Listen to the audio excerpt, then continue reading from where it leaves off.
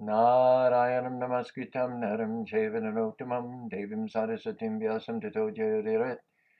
Nishta prayasho bhajeshu nityam bhagavata sevya bhagavati utamashoki bhaktir bhavati naistiki. Devim sarasatim vyasam tato jayodiret. Param shukamakaram ridadra visamitam.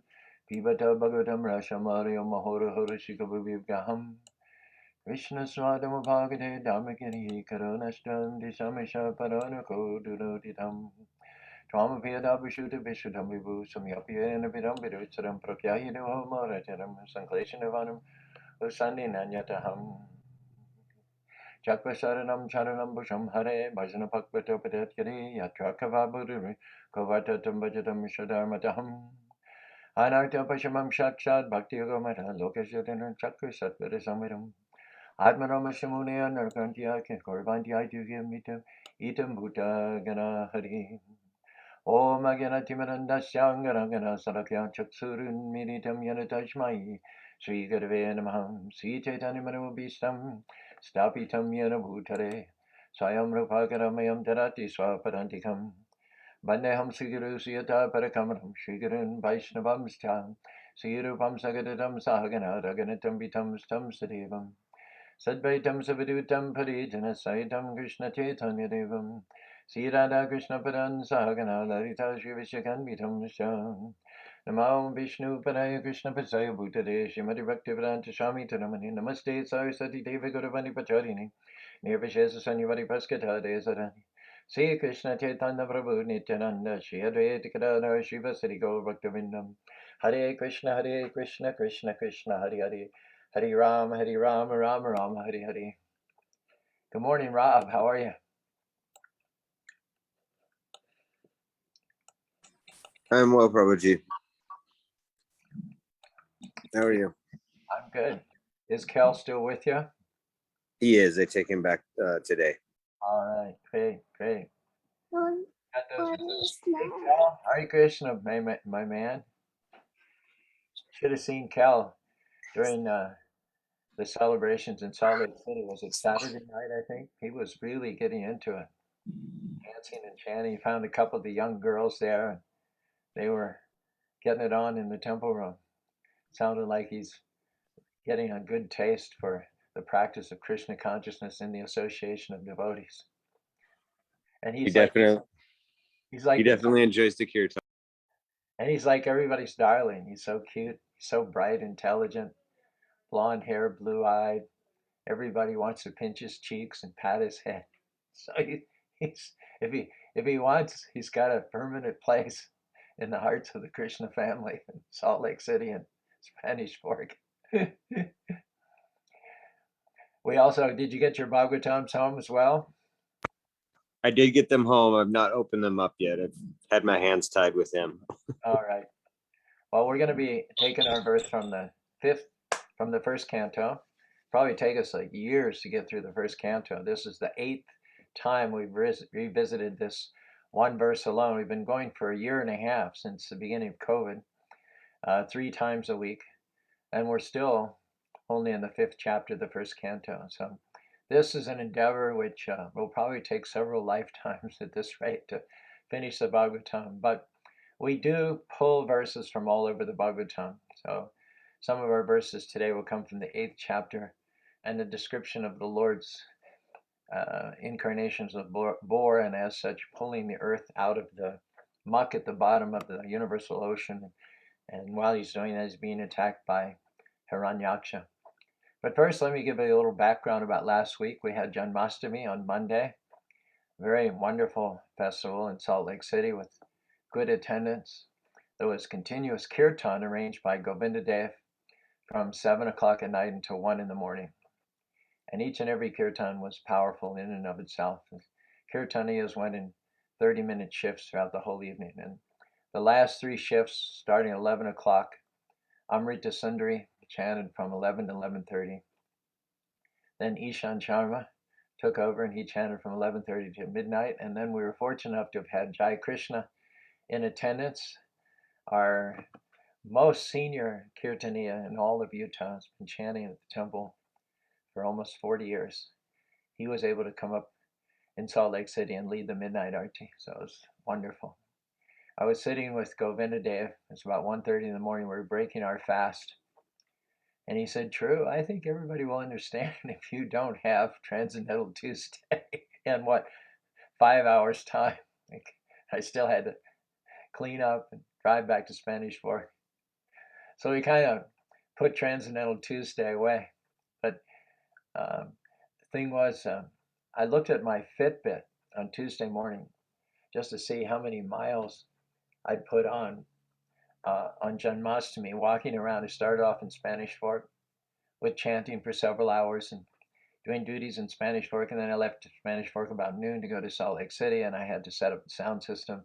I had the help of Prashant for setting up the pot, the mudki for the Dahi Handi. But when I looked on my Fitbit to see how many miles I'd recorded on Monday, it was 17 miles I'd done walking here and there. So I was not only tired on Tuesday, did not show up for Transcendental Tuesday, but neither did I make it for Wisdom Wednesday last week either. I walk a lot. I ran 32 marathons in my day and continue to walk 10 or 12 miles a day. But in the last month or so, a phenomenon has begun due to the advancement of age where my legs ache. Never experienced this before, but my legs just ache. And so I can go to sleep at night. I usually go to sleep by 10. I start getting up between 4 and 5. My legs are still aching after 6-7 hours of sleep. So we'll see how that goes. We'll do our best. We'll do our best to stay with you as long as we can, because we enjoy sharing with you, like having these conversations in the early mornings of Monday, Tuesday, and Wednesdays.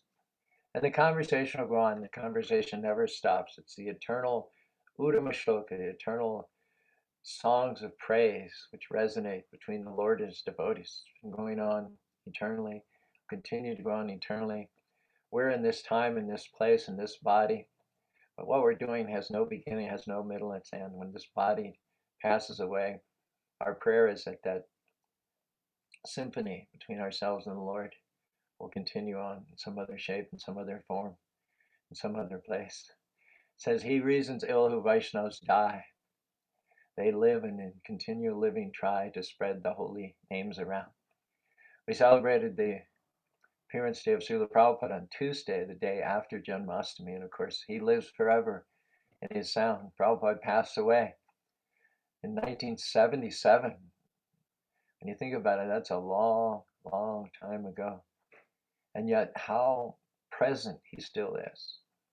How present he is in our hearts, and how present he is through his words, his recorded lectures, and especially how present he is in his books.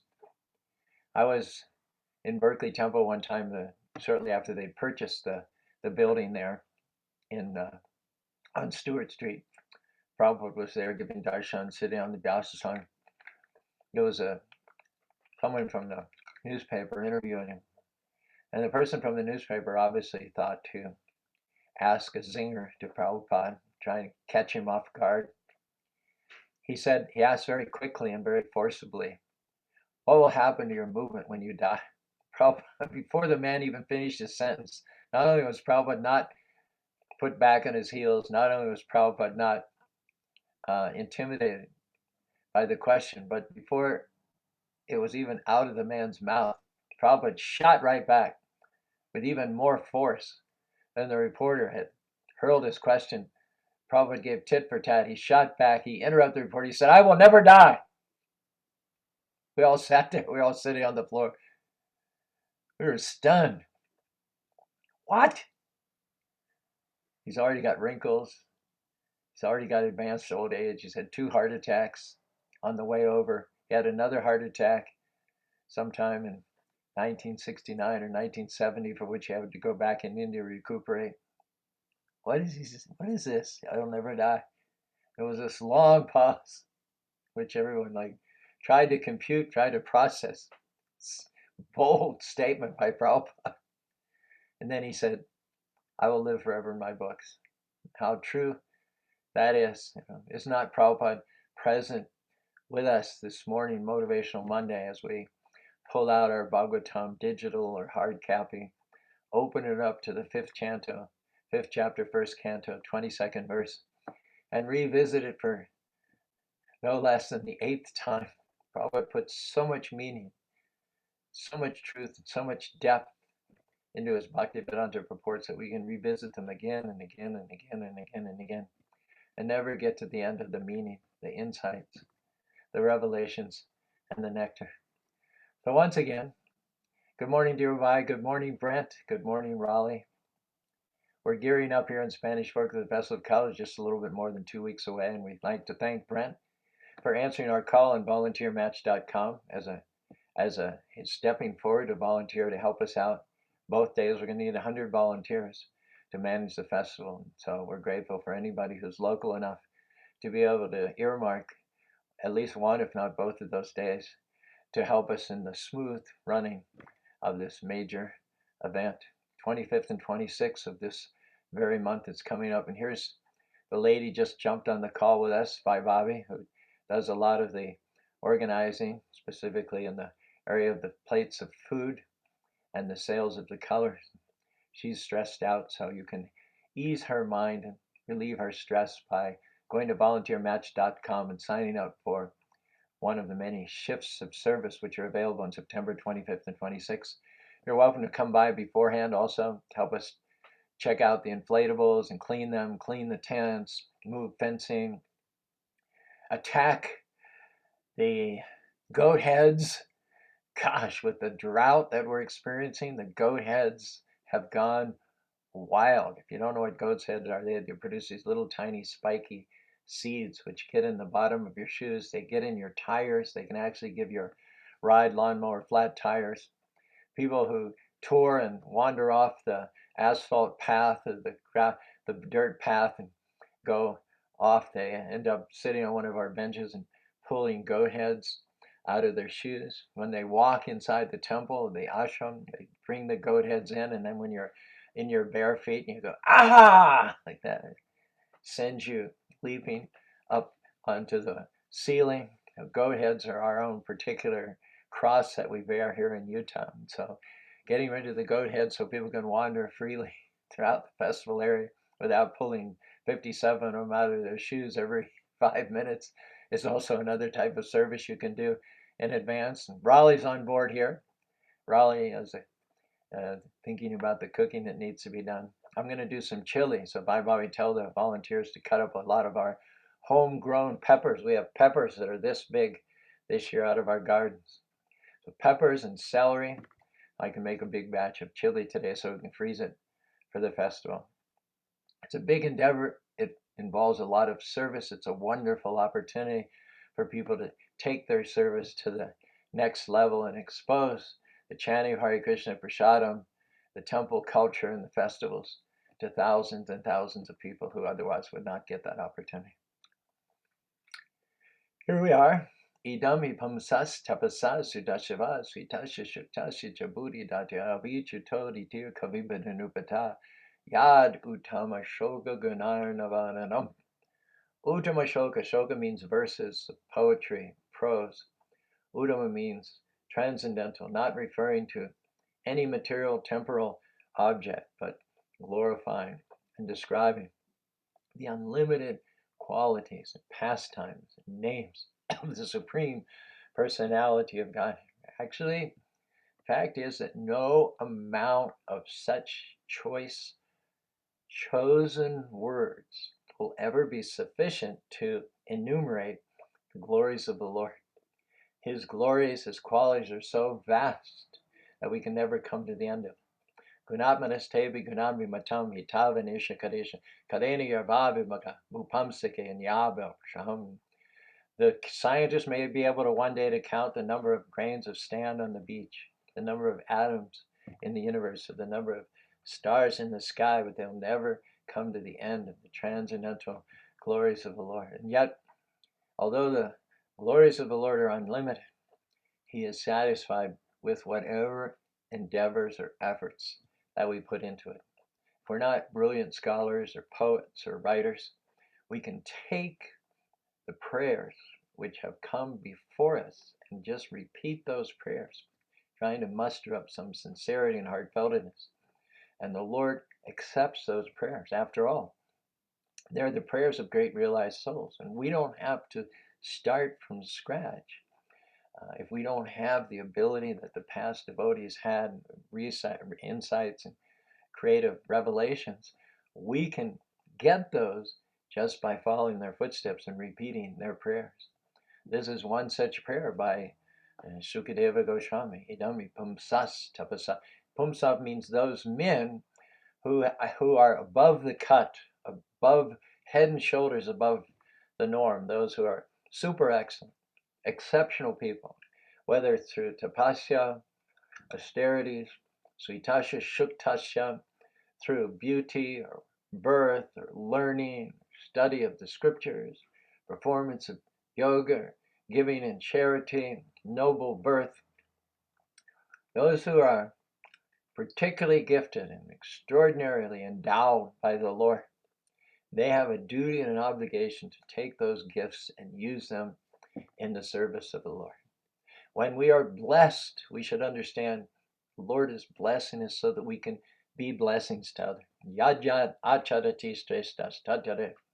Whatever qualities, opulence, attributes, talents, and abilities a great man has, he should use those in the service, in the glorification, in describing the name, fame, glories, qualities, and pastimes of the Lord. And that will set the best example. That will do good to him, and that will set a wonderful example. Because just like children follow the parents, similarly, common people will follow extraordinary, super excellent, above the norm people. So when we follow the example of great personalities like Sukadeva Goswami, the four Kumars, Maharaj Prithu, we go in the footsteps of those who passed before us. In Utah, it used to be much more the case than now, but we used to get big snowfalls. And so when there are 12 or 14 or 16 inches of snow on the ground, the best way to navigate yourself way through that is to go in the footsteps of someone who's gone before you. That person who went before you broke ground. He exerted a lot of effort, a lot of energy, and a lot of leg strength to break through and plow his way through the snow. But you don't have to do that. You don't have to exert the same amount of energy. If you just place your feet in the pockets, what he has already created by his superior strength and energy. So Rupa Raghunatha Padayari Apaki. Every chapter of the Chaitanya Charitamrita by Krishnadas Kaviraj ends, let me bow down to my spiritual masters Rupa and Raghunatha and aspire to carry the dust of their lotus feet on my head. When someone is going ahead of you on a dirt road, they're raising a little dust. So you pray that I may not fall so far back behind that I can't get the dust. When someone passes on the dirt road, they'll raise a little dust. So you hope to be close enough behind them that while that raised dust is still descending, you can catch some on your head. Otherwise, if the lag time is too great, that the dust is already settled on the road and you're not close enough up behind them to be able to catch some of those mercy particles of dust that have been upraised by their feet, then you may lose sight of them altogether and fall back altogether from the spiritual path. So we cling to those who went before us. And then also, we're encouraged to express our own realizations. I was on the phone to Devita. Devita is a scholarly devotee. He made his residence in Los Angeles and San Diego for decades and decades and decades. Not only does he know the scripture, but he sings it very nicely. He and I traded snippets of poetry and rap back and forth on the phone. Actually, I invited him to come to the Festival of Colors and do his rap on stage. He's a little busy right now, so he's doubtful that he can come.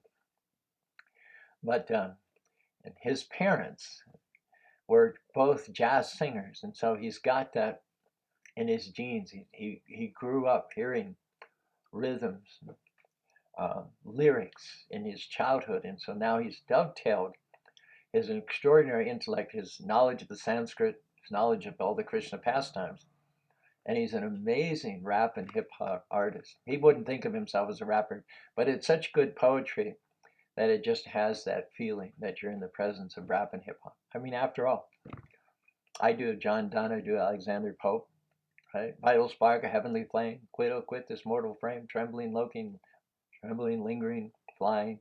Oh, the pain, the bliss of dying, cease upon nature, cease thy strife.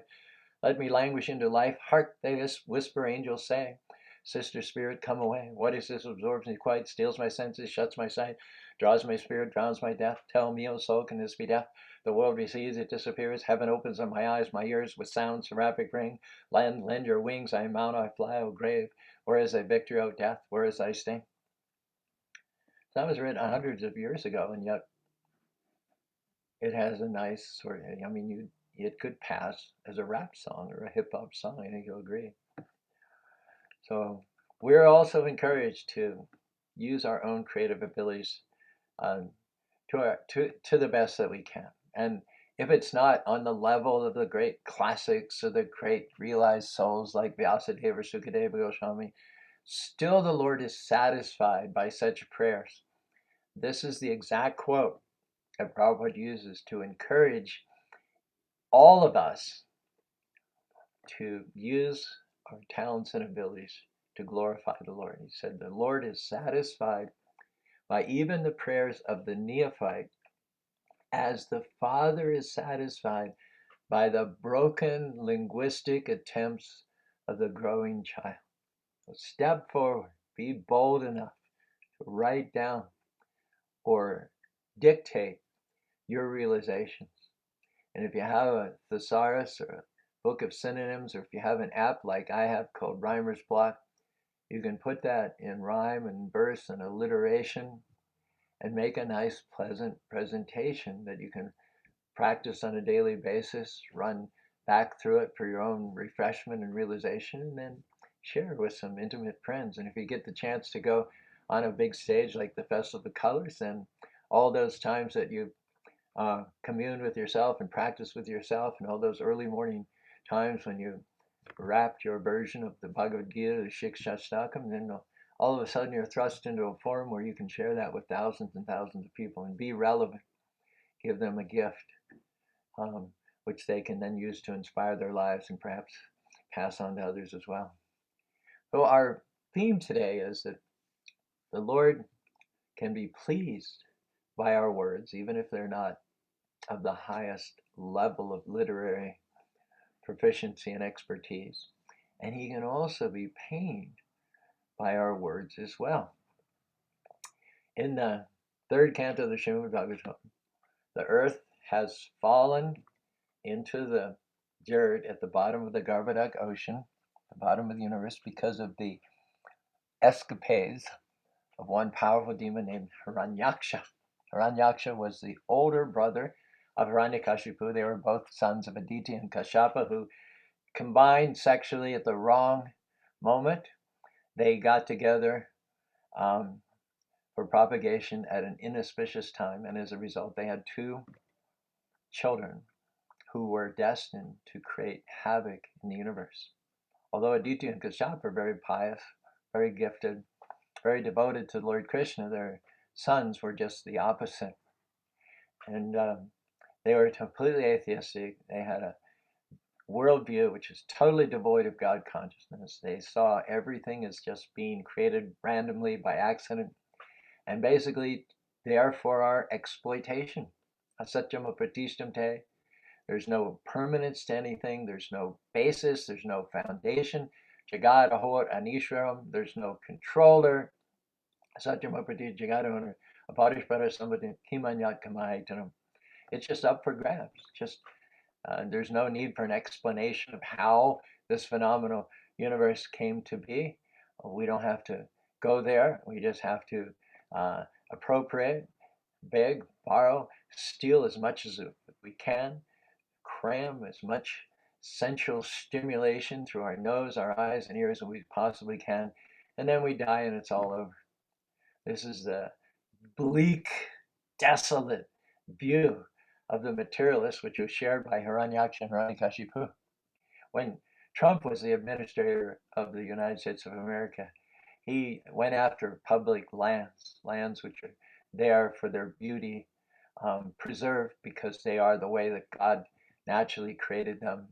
In answer to the objections that this is our heritage, this is our children's, our grandchildren's heritage, basically his answer and the answer of his followers and cronies was, hey, we're just here to exploit. We don't have to consider the earth as our mother. We don't have to offer her any respect. We don't have to worry about what kind of an inheritance we're leaving to future generations.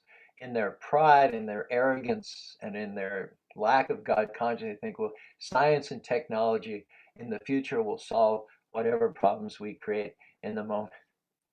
Prahlad Maharaj has a word on that subject matter. See if I can remember it. Yadi haya karmani vidvam shakramana narim buyam vivada vaparisham amogam bindate palam. The fruit of that mentality: eat, drink, and be merry, for tomorrow we die. Technology will solve all the future problems. That technology in which we place our faith, instead of living a simple life and respecting the environment which God has gifted and blessed us with, and treating it in such a way that is sustainable. Up until the modern age of technology, people lived on the same plots of land for tens of thousands of years, and they cultivated them in such a way that they were sustainable, that they never got exhausted. Now with monocrops and chemical fertilizers, and the atheistic mentality of the modern age, we're finding that the great parts of the earth are experiencing desertification. Places that have sustained human civilization for thousands and thousands of years can no longer do so. And we look to technology to kind of solve that kind of problem. But this verse from Prahlad Maharaj says that whatever you've produced as a result of technology, and however amazing and wonderful and resourceful humankind seems to be for having dealt with one problem that they created with a technological solution, the end result is that the solution will create more problems than the original problem for which it was crafted. Um, the technology in the end, the history, the verdict of history on technology will be that it did not ultimately, in the end, solve problems, but it created insoluble problems. So, as Hiranyaksha had this atheistic worldview, he set about exploiting. And on one part of the Bhagavatam, it said he was excavating for gold, and he drilled, and it's reminiscent of oil rigs, it's reminiscent of mining, the mining that we do to produce the specific ingredients of our iPhones and iPads and even our engines of our electric cars. The mining and the drilling, which is necessary in order to produce these items, it disturbs the balance of the earth. It disturbs the elements which cause this earth, weighing billions and billions of tons, to float in thin air. And what happened was Hiranyaksha sufficiently disturbed the earth's interior composition that it was no longer able to float, and it dropped. It floated down into the muck at the bottom of the universe, at the bottom of the Garbhodak Ocean. And so, what form is most suitable for digging things out of the mud and the muck and bringing them up? Form of a boar, the form of a hog. So the Lord incarnated as Varaha, and he dove down into the depths of the Garbhodak Ocean. He found where the earth was stuck in the mud, and with his tusks and with his snout, he rooted it up, and then he started then upwards through the water and then through the air to replace the earth in its orbit. And while he was doing this, Hiranyaksha appeared before him. They're both floating in air with their mystic powers. And Hiranyaksha throws these vile, shaft-like words at the Lord. And the Lord can't really do anything about it right now because he's got the earth on his tusks. And he doesn't want to address the demon because the earth is already full of fear and anxiety. and he doesn't want to compound that. And so these words are hurled at Varaha by Hiranyaksha. He says, "You rascal, you have been nourished by our enemies to kill us, and you have killed." And he minimizes the power of the Lord. He says, "You've killed some demons, some of our cousins, some of our relatives, by the trick of remaining invisible." Hiranyaksha says, "Oh fool, your power is only mystic. So today I shall enliven my kinsmen by killing you." Suffering from a poor fund of knowledge, the demons or the asuras, those without godly qualities, they can't understand the omnipotence of the Lord. How does the Lord derive his omnipotence? The Lord derives his omnipotence by entering into each atom, andantarishta paramanu. It takes the smallest thing, the smallest element, which borders on the physical and the noumenal, and he enters into that. That gives him full control over everything that happens in this universe. Not only that, but he enters into the hearts of all living beings, not just humans, but hogs and dogs and llamas and peacocks and mosquitoes and flies. He's in every atom, he's in the heart of every living being. That's what gives him his omnipotence. The demons can't understand someone with that extent of power. They don't see any hand behind this creation or maintenance of this universe. And so all they can think of is that God had Krishna or Vishnu. He just has this one trick that we don't have. He knows how to make himself invisible. And because our cousins and uncles that he's killed couldn't see him coming, therefore he by trickery he killed them. And so if we can just bring him to light, if we can just get him out of his concealment to stand before us for a moment, then we will kill him and we will solve this problem, which is a thorn in the side of the demons. He said, the only impediment that we have is this phenomenon, this character called Vishnu. If it weren't for Vishnu, we would have nothing to stop us from unlimitedly exploiting the resources of the earth, from terrorizing and enslaving its population. We just have to do this one little thing, is insult Vishnu enough that he will stand before us long enough that we can kill him. So that's what Hiranyaksha's strategy is. That in order to save the earth, and the Lord says, Paritranaya sadam vinashatadishkadam, I come to destroy the miscreants and to protect the devotees. So he's got the earth on his tusks. He's come out of hiding, the way Hiranyaksha sees it. He's come out of concealment in order to reinstate the earth in its place. And Hiranyaksha's job is twofold.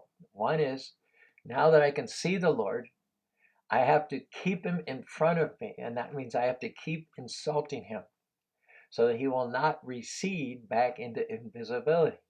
And if I keep him in front of me and keep insulting him, then I can just kill him, because when he appears before me and I see him, he's not that big a deal. He's not as big as he's made up to be. He's just another personality with limited power.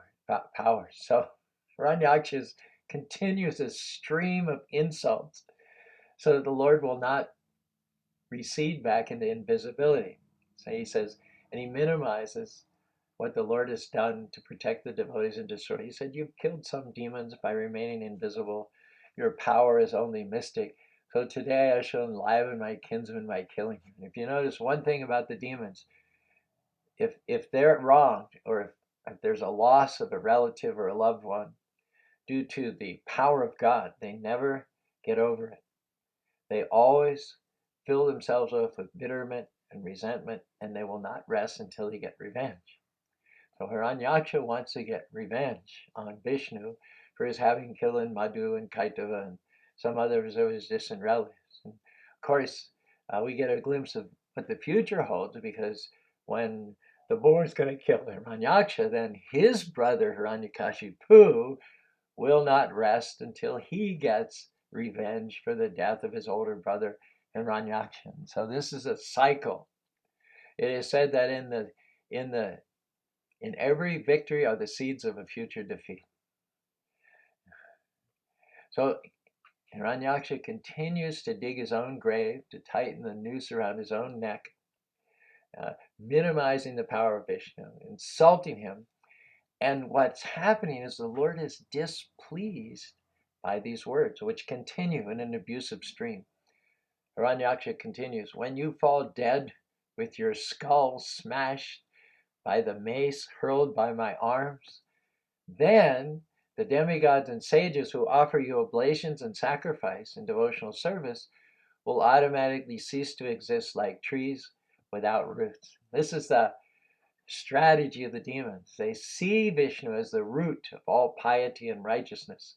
They see him as the foundation, the inspiration, the protector of sages and Brahmins and demigods. So they think that if they can just destroy Vishnu, the root of everything that's righteous and pure, then all these other elements will dry up and evaporate and desiccate and blow away, leaving them in undisputed, unrivaled sovereignty over this material world.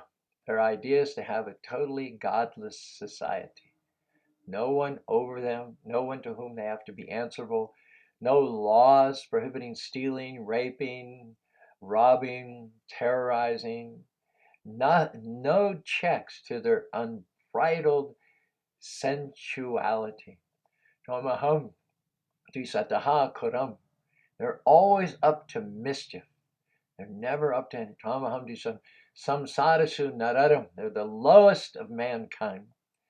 They're destined by their materialistic, animalistic mentality. Samsara tsupamajaram ashurishu evyonishu. Just as they've taken birth in demoniac families and dynasties in the current lifetime, by their present activities, they are condemned to continue to take birth amongst the demoniac species of life, because they displease the supreme, omnipotent personality of Godhead, who wants righteousness, who wants respect, who wants compassion, who wants love, who wants us to live peacefully but simply, respectfully. Another little verse that I sometimes sing at the Color Festival is, hey, Color Nation peeps gathered all together, doesn't matter your station, doesn't matter the time or whether we gather to love one another, share the planet respectfully. We all sisters and brothers celebrate our interdependency, giving out lots of free hugs, tucking each other to our chests. We don't need no drink or drugs to believe that we are the best. You are great beyond measure, each and every one of you, a precious living treasure. Demons don't believe any of that. They don't believe we have to share the planet. They don't believe the planet is our mother to be protected and to be restored. They don't believe in the fact that each and every one of us being alive, being illuminated from within by our own spiritual essence, is a part and parcel of God, nor do they believe in a supreme spirit who created and maintains and enters into and provides and supports for all the material and spiritual creations. When the Lord heard these abusive words, it's described. Satyadyamano pidurukta domirya damstragara gam gam upalakshi bitam toram risham niragad ambumadyad grahata sakarene yatebhya. He was pained by the words of the demon. And yet, for the sake of his devotees on planet Earth who were full of trepidation, the Lord endured the abusive words of the demon. And it said he emerged from the Garbhodaya ocean with the earth on his tusks, just like an elephant emerges from the waters after having been attacked by a crocodile. An elephant with his she-elephants often goes into a reservoir of water to enjoy the lotus flowers. And during the time that they're in the water, occasionally a crocodile will latch onto their leg in order to attack them. Now, the elephant must get onto dry land as soon as it can. The elephant is the king of the jungle, provided he's on dry land. But when he's in the water, he's at a disadvantage. The natural environment of the elephant is not the water. It's the crocodile's natural environment. So the elephant needs to get himself, even if he has to drag the crocodile with him by the leg, he has to get himself back on land where he has the advantage. So the Lord is putting up with the abusive words of the demon, just like the elephant is not directly attacking the crocodile in the water. That would be a tactic which might result in the demise of the elephant. The first thing the elephant has to do is tolerate the jaws of the crocodile around its leg, pull the crocodile up onto dry land. And at that point, the elephant can take care of the business of confronting the crocodile. So the business that Varaha is engaged in is protecting the devotees, parichanaya sadhanam. The annihilation of the demons part has to wait, has to take backseat right now. First thing he's got to do is reestablish the earth. And in order to do that, he can't directly address the threat that Hiranyaksha is presenting. He's got to tolerate the abusive words, do one thing, then, having saved the earth, then he's going to turn his full attention to Hiranyaksha. But this verse says, the Lord, in the meantime, having to bear these insults, he felt mad. He felt pained by these words of the demon. Prabhupada says, those who, of course, don't acknowledge the personality of God in the first place, and also those who acknowledge that there is a supreme, but don't recognize him as a person, cannot understand that the Lord has feelings. Sometimes we hear impersonalistic Mayavadi philosophers talk about God. God is one, God is in your heart, and so on and so forth. And superficially, it may seem like they're worshiping one God, but they've taken away in advance, quid pro quo, the qualities, the personality of God. They've taken away his speaking, they've taken away his hearing, they've taken away his strength, they've taken away his personality, his name, fame, form. They've taken away, they've subtracted all the qualities for God. They talk about God as something vague and unspecific. It's more like an idea in their head than an actual objective external reality. They talk about God, but their whole mentality borders on the demoniac. It borders on the demoniac.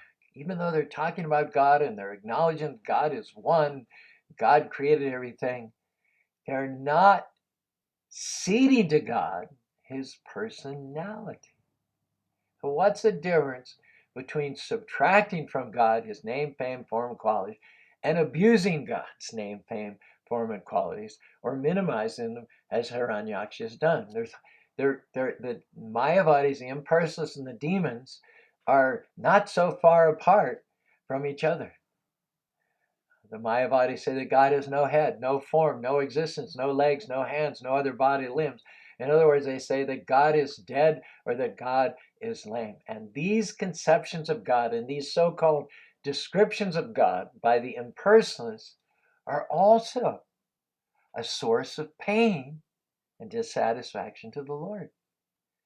Just like when hearing Hiranyaksha abuse the Lord, say, oh, you had some good luck, you killed a few demons, but today is your day of reckoning. He also feels pain when the impersonalists glorify God as being without qualities, without voice, without speech, without hearing, as being ineffable, homogeneous, some sort of a vast force field. These misconceptions are a source of deep dissatisfaction to the Lord. He's never pleased. And let's be frank, the impersonalistic descriptions are the same as atheistic descriptions like that. The Lord feels sorrow from the piercing words of the demons, and he had to put up with it. He had to tolerate it for the time being for the satisfaction of his devotees. Of the two purposes for which the Lord descends, to protect the devotees and annihilate the demons, Prabhupada said the most important one is to protect the devotees. So the first thing the Lord has to do is reestablish the earth in its orbit. Then he's going to turn to the issue of the demon who's harassing him, insulting him, and provoking him. And we'll talk a little bit more about that tomorrow. This is us back in action here after a busy week last week, which involved Krishna's Janmashtami celebrations, which we had last Sunday in Spanish Fork.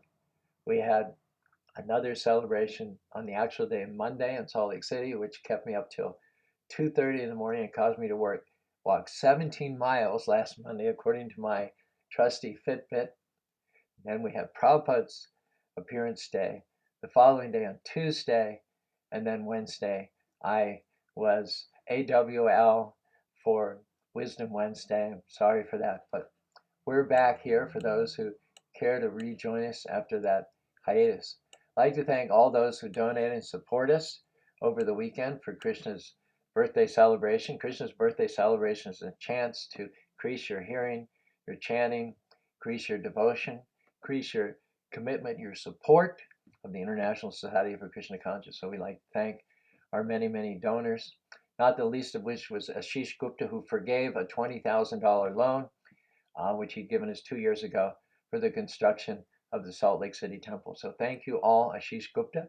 And we have Jai Sri Radhe, one of our regular listeners, who runs the Radha store out of Florida. You can get all kinds of paraphernalia for deity supplies by going to Radhika's store, run by Jai Sri Radhe. She also sent us through PayPal $108 to support Prabhupada's Appearance Day feast. So thank you all for all that you do. There's a good opportunity for those who are local coming up in Utah on September 25th and 26th. Brent has answered the call, and we appreciate that. By Bobby, of course, one of the main organizers on board with us this morning. Raleigh as well. Brent here, thank you. Dhirubhai Patel, our dear old friend from Lancaster, California, has checked in with a good old hearty hi-ho Jai Krishna. We always remember with great fondness Dhirubhai Patel, who was here for a few years as a motel owner, but had to go back to his native California. So we're feeling separation from him. So we had a modest crowd after our being absent throughout last week, but we'd like to thank those who have rejoined us, and we'll be back tomorrow with more of the same on Transcendental Tuesday.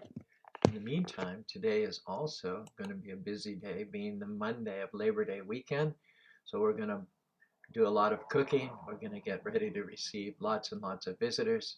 And we've got a special visitor, Thomas, who is the Acharya of greeters. He is for greeting someone walking through the door to the temple for the first time. There is no one that I know of who can compare to Thomas. He greets people so warmly and so effusively, spends all of his time with them, giving of himself selflessly, so that those visitors to the temple have the best possible experience with Krishna consciousness. Thomas is being freed from his caretaker duties.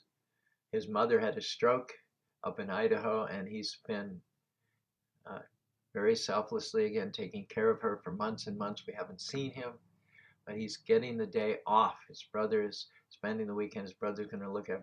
So he's going to come, and he's going to come not to enjoy, but he's going to come to serve. He said he'll be here about 10 o'clock, and he'll be there greeting every visitor who comes through the door. So we're so thrilled to be able to see Thomas again. If you're in Utah and you're a visitor to the temple, please come check in during 10 and 3. Say hello to Thomas. He'll be glad to see you. So Labor Day Monday, we wish it for you to be a fully Krishna conscious day, hearing, chanting, taking prasadam, doing service for the Supreme Personality of Godhead. Hare Krishna, Krishna Krishna, Hare Hare, Hare Rama, Rama Rama,